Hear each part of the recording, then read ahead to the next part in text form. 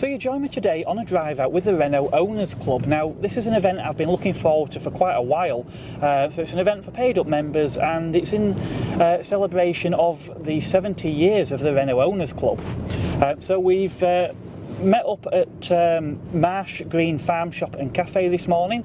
Had a lovely cup of tea. I must admit the cakes did look fantastic, though I didn't have the opportunity to try one today, so might have to come back for that. But anyway, moving on back to cars. So we're currently in convoy with a group of other Renaults. I've got a lovely sort of yellowy orange coloured 17 behind me. Really nice car. I've seen pictures. First time I've actually seen one in the metal, so that's great to see today. In front of me I've got a delightful Renault 16 as well, and there's a lot of other great cars here as well today. So what we're doing now is we're having a drive through the Derbyshire countryside, currently making our way through some of the small villages in the area. The route should take us, I'm told, past one of the local reservoirs, and then in about half an hour's time we will end up at the Great British Car Journey for lunch, a venue I've actually visited myself earlier this year, so it'll be great to have a look around there. And while we're there as well, we're going to have a good look around some of the cars that are here today, because there's quite a nice selection, including another Phase 1 yellow Megane Coupe. That's right, not been to a single event with another Megane Coupe, and today we've got two of them. So we'll back to the drive, and we'll pick this up again a little bit later on.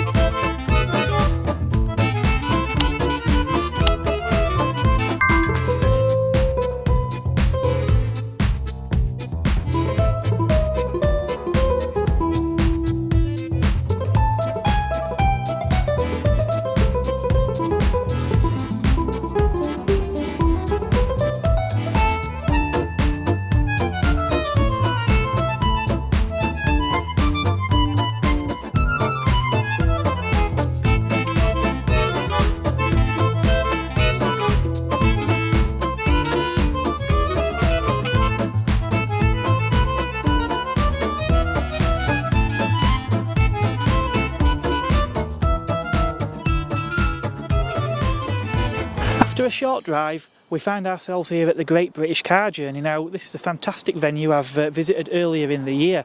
So just behind me down there is Drive Dad's Car, where you can actually pay to come and drive a selection of the vehicles here. So that's something I highly recommend. I quite enjoyed doing that, and I actually reviewed a few of the cars, so if you go back through the channel, those videos are all on there.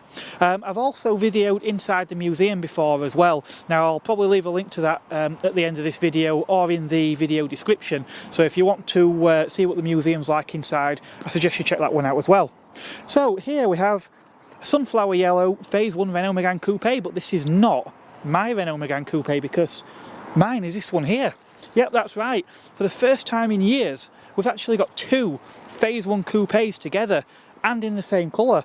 Now, both are based around the 1.6e, which was the entry-level car. Mine is a 97 coupe, which is a 1.6e Fiji, which was assembled on the 11th of February 1997 at Haaren-Vilvoorde in Belgium. Now, I did actually shoot a video when I took the car back there in February this year for its 25th anniversary. But the car here we've got is well, it's badged as a sport, but I believe it could well be a Sport 2. This is a 1998 car, so a little bit later than mine.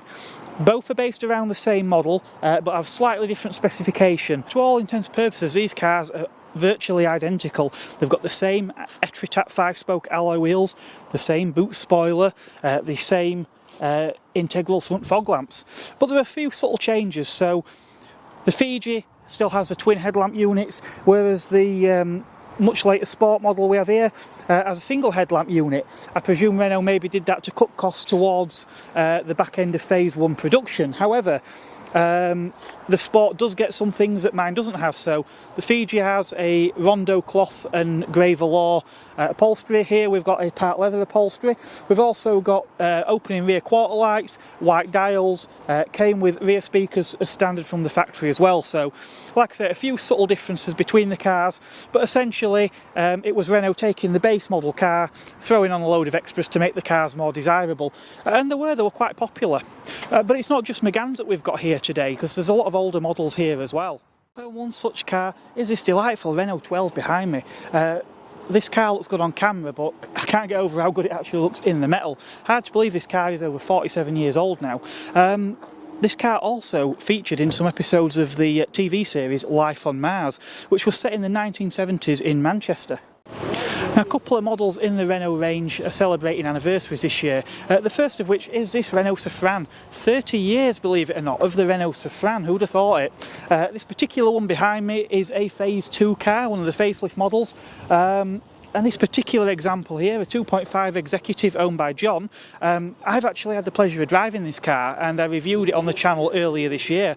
I will leave a link at the end of this video to that review, but that is an epic car, really nice piece of kit. On to a few models that are a little bit before my time. Renault 16. I'm starting to really like the look of these actually. I followed one of these in the convoy earlier, and yeah, there's something very French about the styling I can't quite put my finger on, but following this through the villages, it's almost like I could have been somewhere in France. But yeah, really nice cars, famous for being one of the very early hatchback models. Also, a strange fact about this car that I still struggle to get my head around is that the wheelbase is longer on one side than on the other. Apparently that's due to the design of the rear suspension. For whatever reason, they had to sort of stagger some of the components, and the end result being wheelbase longer on one side than on the other. Don't ask me which side, I haven't a clue. A car I know even less about, that I've only ever seen in pictures, only been aware of for the last few years, never ever seen before in my life. Renault 17. Could anything look more 70s than that? We've got this sort of yellowy orange colour with the black stripe, the black louvers on the back, with this vinyl top. Yeah, it just looks so 70s. And this car followed me, was behind me in the convoy, and it was an epic sight in the rear view mirror, it really was. There's actually another one here today as well. Another Renault 16 in the lineup. We've got the low winter sun here, so apologies if the sun is wreaking havoc with the exposure. But a couple of Renault Lagunas as well here. We've got facelifted Laguna owned by club member Glyn, who I actually interviewed at Festival of the Unexceptional. Next to that, we've actually got an earlier Phase 1, so slightly different design of the bumper and headlamps. Obviously there were some other changes under the skin as well, essentially the same body shell, but like the earlier cars, for example. So this one is a 1.8, so that'll be the 1.8 8-valve engine. This one a 1.6 16 valve. Very similar sort of performance, but the 1.6 16 valve essentially took over as the entry-level engine. Probably a lot more standard equipment in the later cars as well. Another lovely Renault 17 here. I didn't actually realise that these were pillarless as well. It's really striking. Got the roof open on this one as well. Hopefully have a good look inside that one later. I mentioned that there were a couple of cars celebrating big anniversaries. Renault 5. Hard to believe the Renault 5 has been with us 50 years this year. Now I know the Owners Club, I believe, are having a stand at the NEC Classic Car Show again. Last year they had the Renault 4s, which were celebrating a big anniversary. This year I imagine there's going to be a really big focus on the Renault 5. So again, a great show, the Classic Car Show at the NEC in November. So well worth a visit, and if you do go, make sure you stop by the Renault Owners Club stand. There is one other car in the car park here today, a car that I've not seen before, and it's been loaned to the club by Renault. Yes, it is the brand new Renault Megane E-Tech. Obviously Renault really big into EVs. They've loaned this car to the club to bring today for members to have a good look around. Now I'm not going to feature too heavily that vehicle in this video, and the reason being is I've actually arranged to have a bit of a look around this car after the show, so I'll probably do a short dedicated video all about that new model. So this lovely Renault 5 is actually owned by Rob. Now, as well as being owner of this magnificent car, Rob is actually the secretary for the Renault Owners Club, and he's also responsible for many of the events, like the one that we're here at today. So, Rob, tell us why anyone that's watching this who's maybe has a Renault or who's a fan of Renaults, what are the benefits of joining the Owners Club as a paid member? Well, there are numerous benefits to it, similar to most clubs that you might join. I mean, we have the quarterly magazine, Renaults, which is usually runs to about 40 pages of fairly interesting contributions by members. News from Renault, news about new cars, news about old cars, adventures that people have been on, like one of my friends, Brian Hunt, who did a 2,800 mile round trip to Italy in his Renault 4 last year. That was a particularly interesting article. So that's probably the main tangible benefit you get. Every quarter you'll get a nice magazine. Then probably the thing that most people join for is that almost every insurance company, not necessarily just classic insurance, but particularly for classic insurance, will always give a big discount for people who are members of an owners club. And we have particularly good partnerships with a number of insurance brokers, insurance organisations, and we ensure that people get the best possible deals on their insurance for their Renaults. Then we get discount on tickets for big events like the NEC shows. You can save money on that. Other events that we do, things like the classic motorsport festivals at Donington Park and Alton Park, where you can get half price tickets, and you don't have to take advantage of many of those things to realise that you've saved far more than your membership fee every year. But the main thing about it is it's a friendship kind of thing, a fellowship, I suppose we should call it. So we're able to meet up. In these modern times, we meet up online or via Facebook and other social media, as well as physically at events like this. And you can always learn something about cars. I mean, I joined the club to learn about my car because I'd not had it long. Didn't really know an awful lot about it, other than that I'd always loved Renault Alpines. And within weeks of joining the club, I'd met 2 or 3 people who knew the cars inside out. So whenever I had a little problem, somebody's been on hand to be able to supply the parts that I've needed that are no longer available from Renault, etc. Or just general advice as to what to look at, where to start with trying to solve a problem. So I think that's probably more important than the financial benefits of joining for me. First and foremost, you're a member and enthusiast, just like the rest of us, and obviously today you've brought this fine example of a motor car.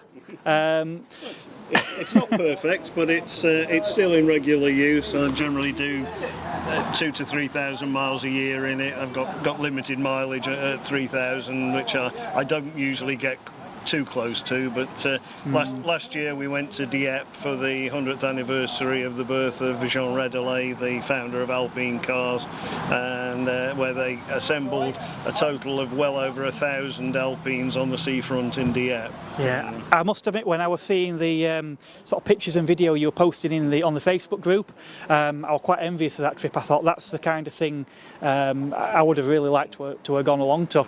Yeah, no, it was a brilliant weekend. The people of Dieppe are so proud of the factory being there, of Jean Redelet being one of their people, and the number of people who came to look at the car and said, "Oh, I was responsible for putting the upholstery together." Yeah. I mean, once I said, "What year is it?" Because they don't recognise the British number plate system. And I said, "Well, I think it's an '83 model, but it was built in late 1982."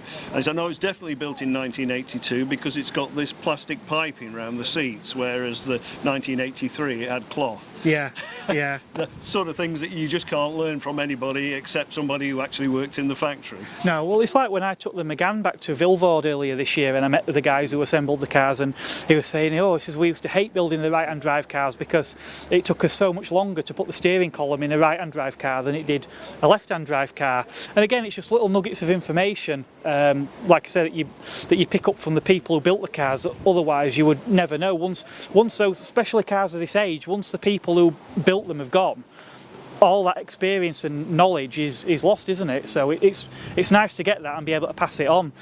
So this one is like I said, it's an Alpine. It is an Alpine turbo. The UK version was called Gordini because at the same time that this came out, there was a Chrysler Alpine, and the Chrysler Europe had the rights to use the Alpine name in the UK. So all left-hand drive cars have Alpine badges because they were built in the Alpine factory in Dieppe, and all the right-hand drive cars, whether they're UK, Malta, Cyprus, wherever, they all carry Gordini badges because the other markets, the other right-hand drive markets, are too small to be messing around with different badges. But, that's how it works. So if somebody goes with a right-hand drive car to Europe, say to the Le Mans Classic, etc., they're always baffled to see a Gordini badge and don't know whether to put the car with the Renault 8 Gordinis and Renault 12 Gordinis, or whether it should go with the Renault 5 Alpines. Well, that's wonderful. Well, I've certainly enjoyed having a look at this and some of the other cars like the 17 that I've never seen before. So yeah, it's been a wonderful day, and thank you very much for... You're very welcome, and yeah, let's hope we get more people out for events in 2023. Yeah. So as I mentioned, there's obviously some events like the NEC coming up next month. There's the new Megane, which I'm going to have a look around and put in a separate video. Again, thank you for watching. Don't forget to hit the subscribe button so you don't miss any of the future videos like the one on the Megane that I'm going to do. And I will catch you on the next one.